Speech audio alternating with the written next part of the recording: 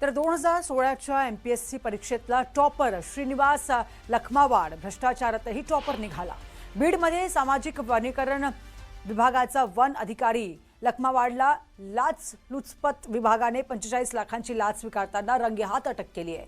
त्याचं घडलं असं की वृक्ष लागवडीचा निधी वितरित करण्यासाठी 12% मोबदला, त्याच सोबत निलंबनाचा प्रस्ताव आणि पाठपुरावा न करणे, प्रलंबित 2 वेतनवाढ देणे, नर्सरी कामाची चौकशी न करता सहकार्य करण्यासाठी लखमावाडने 45 लाखांच्या लाचेची मागणी केली होती। तक्रार दाखल झाल्यानंतर 31 जुलैला एसीबीने सापळा रचला। सकाळी जिल्हा नियोजनची बैठक संपल्यानंतर तो घरी परतला।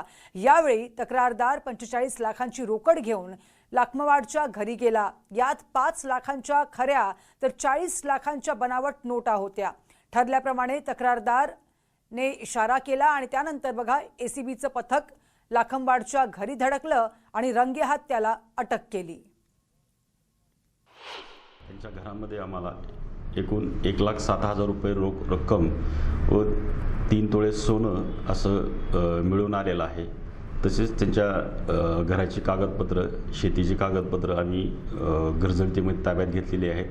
तसेच गाडीची कागदपत्र ताब्यात घेतलेली आहेत। साधारण 10 एकर शेती असल्याचं पुराव्यावरून आम्हाला दिसून येत आहे। कामाचे बिल काढण्यासाठी 100 रुपयाला 36 रुपये घेत असल्याचे कमिशन या ठिकाणी सर्वत्र चर्चा आहे, माहिती आहे।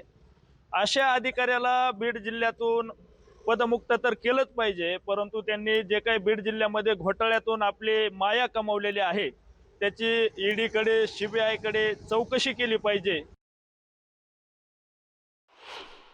45 लाखाची जर लाच एखादा अधिकारी जर घेत असेल तर हे बिल किती रुपयाचं होतं आणि सामाजिक वनीकरणाला लुटण्याचा किती मोठा प्रकार बीड जिल्ह्यामध्ये झालेला आहे।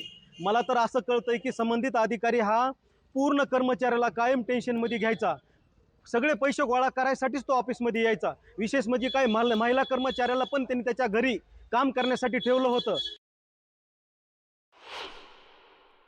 वनप्रेमींनी ही कागदोपत्री लागवड करण्यात आलेली असून संबंधित प्रकरणाची चौकशी करण्यात यावी अशी मागणी केली होती।